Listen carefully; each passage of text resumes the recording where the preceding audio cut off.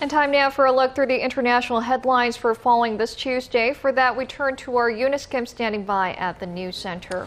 Eunice, Egypt is calling on Israel and Hamas to agree to a ceasefire as the death toll continues to mount in Gaza.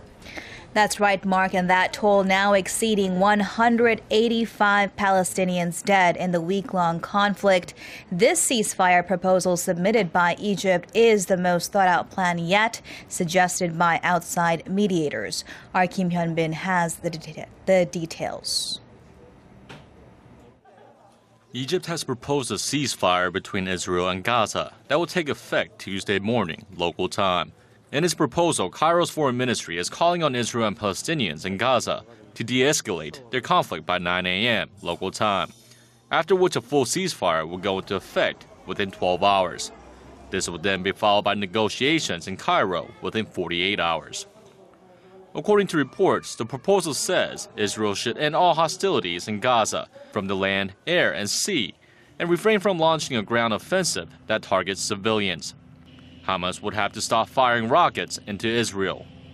Israel's security cabinet, headed by Prime Minister Benjamin Netanyahu, is set to meet early Tuesday to discuss the proposal.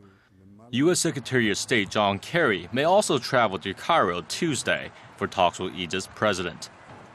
However, the chance of a ceasefire ending a week of cross-border fire looks increasingly unlikely. One of the stumbling blocks is that Hamas wants hundreds of its members who have been detained by Israel to be freed. Israel, on the other hand, says its ongoing attacks are aimed at depleting Hamas and quashing its will to fight.